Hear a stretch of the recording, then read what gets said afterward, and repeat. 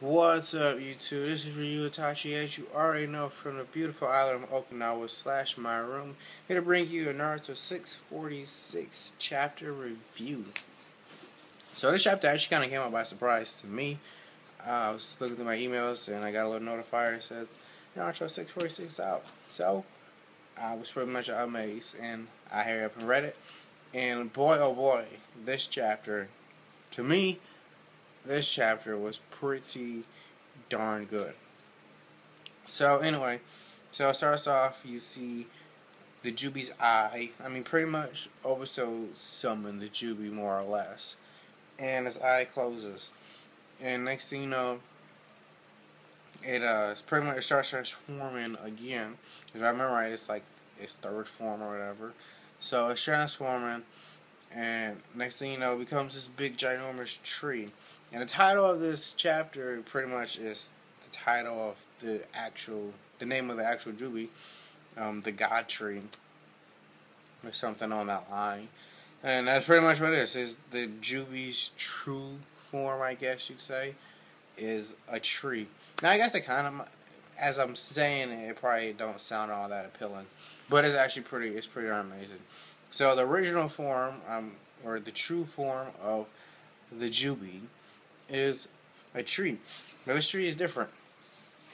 Now, this all gets explained in the chapter, obviously, but it's pretty much like a tree of life sort of deal. Kind of, for me, when I read it, Naruto, this chapter kind of got religious to me. I mean, maybe I read it wrong, but that's how I felt this chapter. So the true form of the Juubi is a tree, the God tree, tree of life, and all these ages years ago, a million years ago, whatever. That's how it was, and it wasn't necessarily alive. It wasn't causing destruction, nothing. It was a tree, and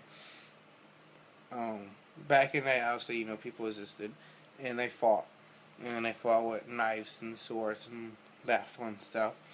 And then one day,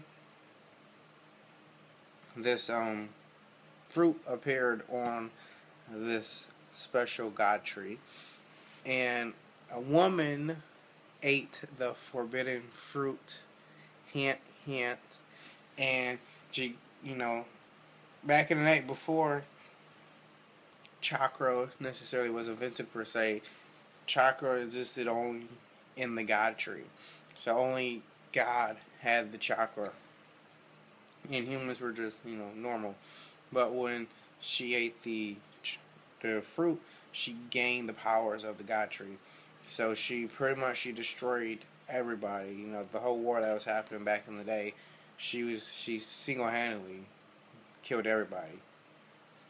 And she was pretty much the first ninja per se. But she gave birth to a kid who was naturally born with chakra. Because as I just said, a long time ago, chakra wasn't naturally in us, or in Naruto, until that day. So after eating a forbidden fruit, she gave birth to a kid known as, drumroll, the Sage of Six Paths. And he was the first true ninja, the first human born with actual chakra. And so that's how that went. So, anyway, so the Juubi's in its final form, or whatever, its original form, and it's attacking everybody. Like, it's not, like I said, it's alive, but it's kind of not alive, like it's just a tree. The tree limbs are attacking everybody because, as I just mentioned in the little backstory, chakra didn't normally exist to humans. It only existed within the God tree. So the God tree is trying to get the chakra back. It's its own energy. It's trying to get its own energy back. So it's attacking everybody naturally. And it's draining their chakra, but not only is it draining their chakra, it kind of more or less looks like it's draining their soul or body. Because as it wraps around people and whatnot, their body starts getting all like skeleton-like and all that fun stuff. So everybody's pretty much dying. Like, it's not necessarily stated, but they look like they haven't eaten in years. So they're pretty much dead. And it's bodies. Like, it is bodies on the ground. And that's about it. Even Naruto himself gets caught in the tree. I don't even know if Killer Bee didn't get caught. He's still fighting the tree limbs. I don't even know if he didn't get caught. But pretty much everybody else, even Hashirama is getting attacked. And I think even Madara is getting attacked. And Madara is the one explaining all this, like I said. Or, well, not like I said, but Madara is the one explaining all this to Hashirama as they're still fighting. And he goes on to say he learned all of this knowledge from the Chiha tablet or whatever. And I don't know, for me, that's kind of crazy. Like, pretty much from the beginning of time, the Uchihas kind of always knew the truth. I mean, I'm sure you had to have the Rinnegan, but they've always had the truth, and no one probably knew that. I mean, that's kind of crazy in itself. So anyway, Madara goes on to explain how the Moon's Eye plan is going to work. You see the God Tree is it's insanely tall. It's like thousands of feet tall. It's in the clouds. And the way the Infinite Tsukuyomi is going to work is Madara somehow is going to activate it. And when the petal actually opens, it's going to reflect on the moon, which is then going to reflect to the world. Put them over Tsukuyomi. As Madara goes on to explain, pretty much when you read the truth, it more or less depressed him. I mean, that's pretty much what I got of it. So now he wants to put the world in a real dream, because normal dreaming ain't good enough. That's more or less. I mean, he's probably got a few screws loose in his head too. But anyway, so at the end of the chapter, like I said, even Naruto's got caught, which is kind of surprising to me. Even he got caught. Yes, you see him kind of like getting skinny, more skeletal-like, and then bam, out of nowhere, the third Hokage comes back and saves the day. Yeah, I was pretty surprised. I mean, he pretty much vanished all those chapters ago, and everyone's like, hey, is he actually gone? I mean, was he that weak? You know, what happened to him? But no, I don't know, he ran away or something. But now he's back, and he actually said he was actually quite useful. He saved Naruto from possibly dying. And that was pretty much more or less it. Like I said, it ended with Madara explaining Tsukuyomi, or the Moon's Eye plan, all that fun stuff, and that was chapter. So, as I just said, this chapter was I think this was pretty amazing. For a lot of reasons. I mean, one, Madara explained pretty much the birth of ninja. Like, explain a little more of the Sage of Six Paths, and even explain the whole chakra stuff. I mean, a lot, important information got presented in this chapter.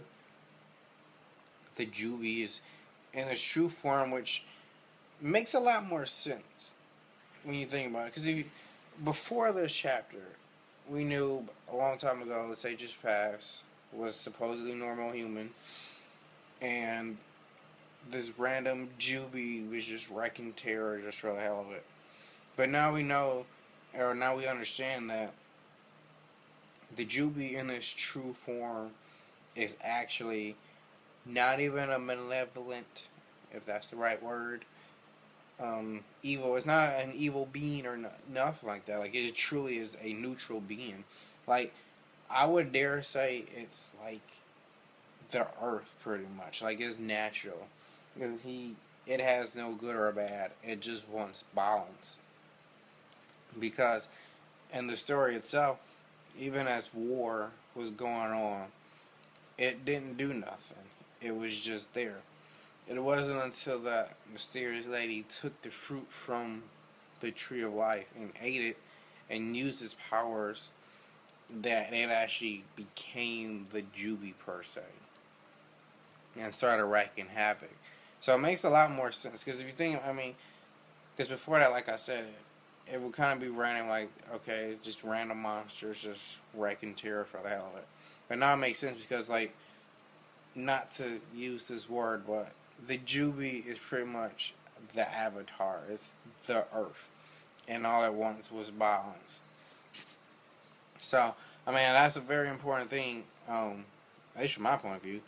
And it even goes, to me, that even shows how insane the Sage of Six Paths was. Like, okay, yes, he's the son of this mysterious woman who ate the forbidden fruit, and he was the first human to have natural chakra in him, per se. And he actually absorbed or became the Jinchuriki of pretty much the earth. Like, the spirit, or the god tree, the tree of life, whatever you want to call it, he bested it. He absorbed it and became his boss. Like, that feat by itself is insane. I mean, if he ever came back, he probably would make Obito right now, make him look like a kid. Like, the you can't even fathom how strong the Sage of Six Paths must have been.